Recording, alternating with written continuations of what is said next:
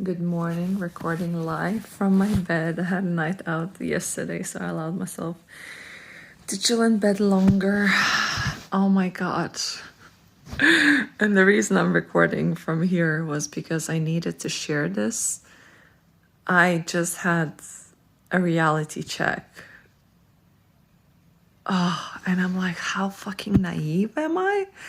Or I always thought that I'm very good at like intuition and seeing people through and seeing beyond the bullshit, which for like 30 years of my life I have been until this day.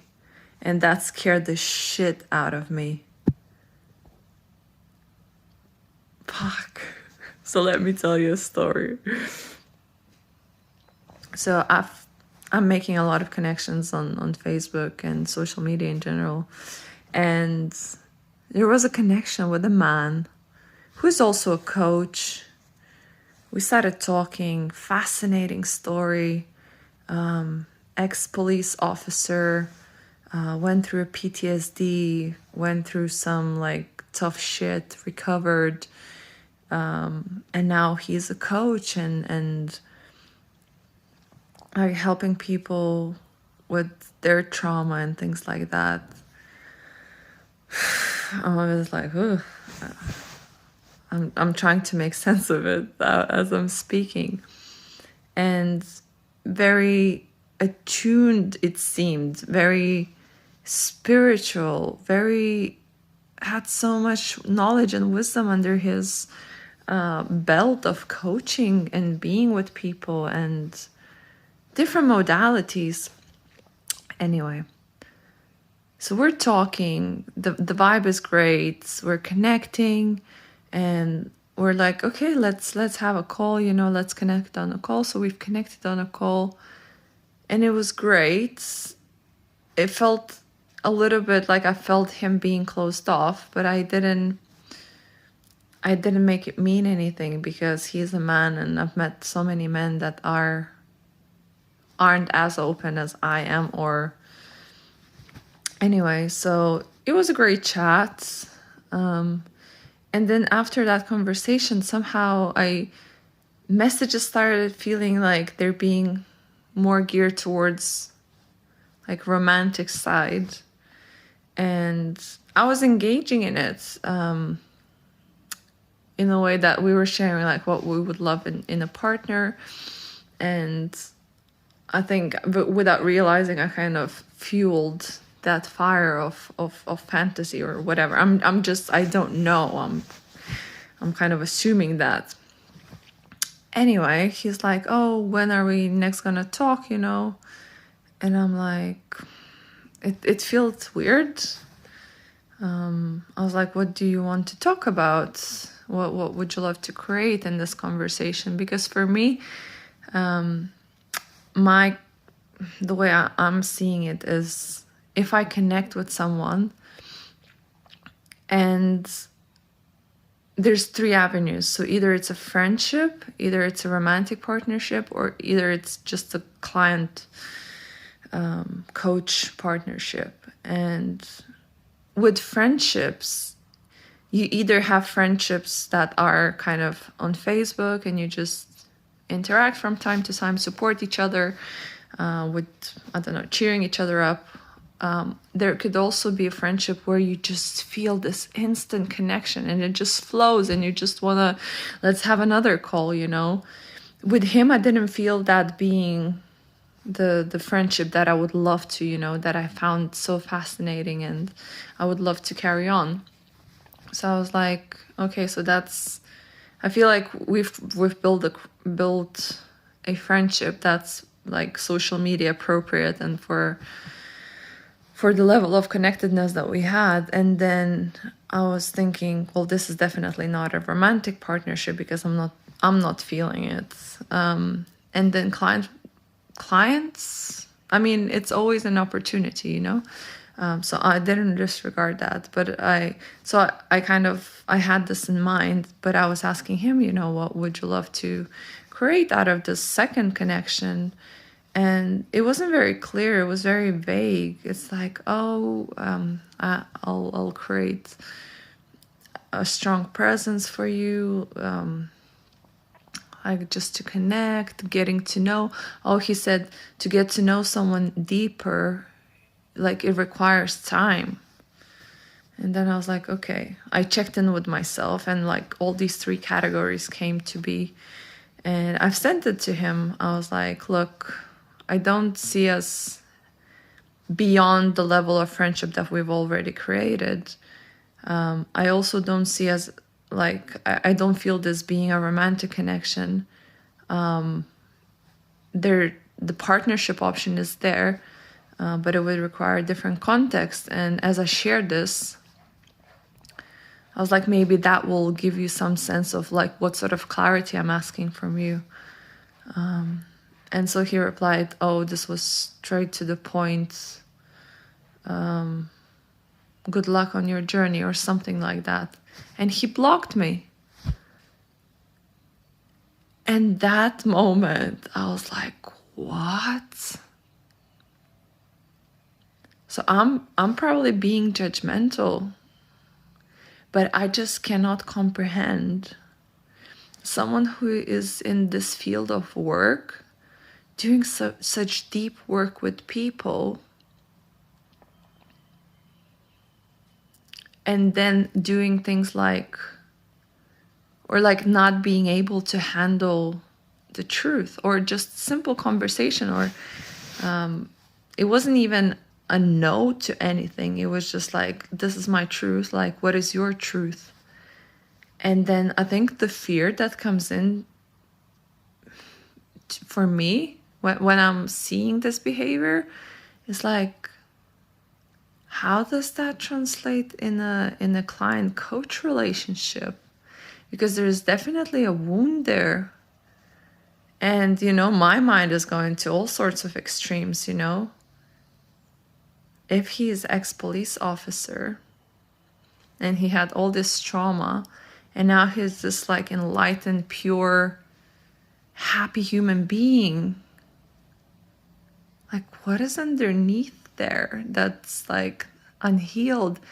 And my fear is that like, how could it translate in a relationship with a client? When a client says no, or a client expresses their truth, and maybe I'm going too far, but my mind is fucking going into the movies. It's like maybe he's a killer, I'm like, what the fuck? Should I report him? And I think I'm really over exaggerating, but I don't know. You tell me. To me, it's like, yeah, it's really scary. And the reality check for me here was, how many more people are out there like that are doing this deep healing work with people, having those wounds that I assume they're not aware of.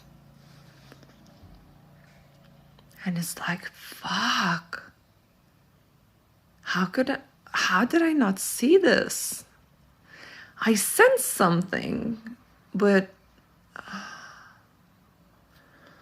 and then I question myself, I question my intuition, and I'm like, fuck, am I too trusting?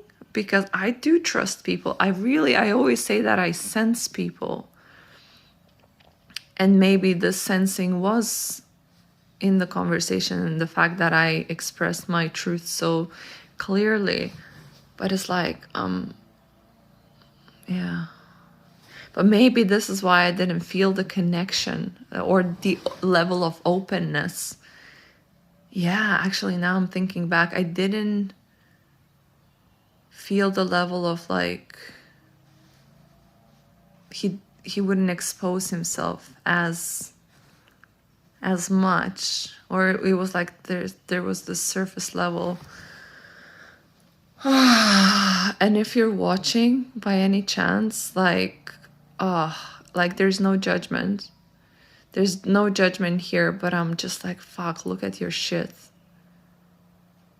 Like, don't do this. Like, where else in your life is this a case, you know. I'm just like, please. My mind is going all sorts of directions, and I just like, I feel like I've been awakened to a new reality of life. I feel like, yeah, I'm having a reality check, and it's scary. It's like, you know, when you think you know everything about the reality. It's like 3D world, right? And when people go into psychedelic journeys, and then their whole 3D reality gets shattered, and what they thought about themselves and about life. Like, I'm literally having this experience of like, fuck.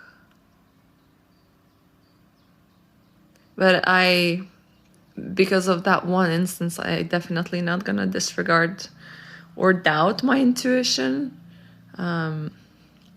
But it's something I think for me to like be more aware of. I think maybe sometimes I just live in my own bubble.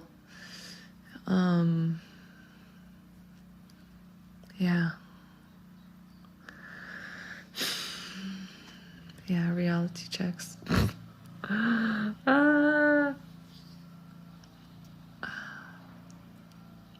And you know, it's nothing personal as well. Like I don't mind people blocking me.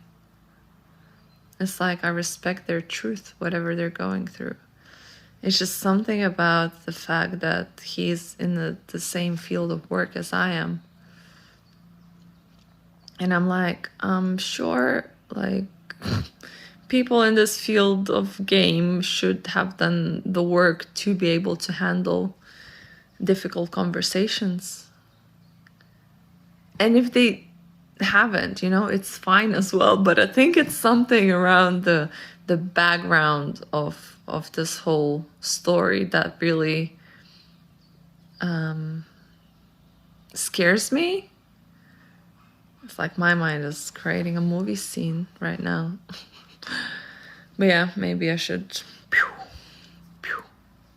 Maybe he just got triggered and blocked me, and that means nothing, you know, and I'm just making it all into this big fucking story and meaning, and maybe he's just human and he got triggered, and that doesn't mean anything about him in his professional life. Yes, I would love to believe that story, please. Let that story be true. Otherwise, oh my god, I'm such a drama queen. Otherwise, I'm seeing like series, you know, when you have series on serial killers, and he's been decoded, you know, and I'm like, fuck, I've been in conversation with him. Oh my god, I saw this, I knew this. Oh my god, my intuition was not wrong.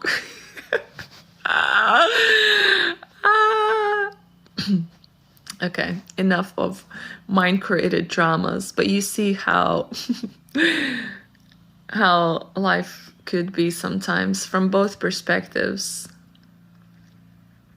In the way that I perceive this, and in a way that our minds create those stories, and oftentimes than not, we believe those stories.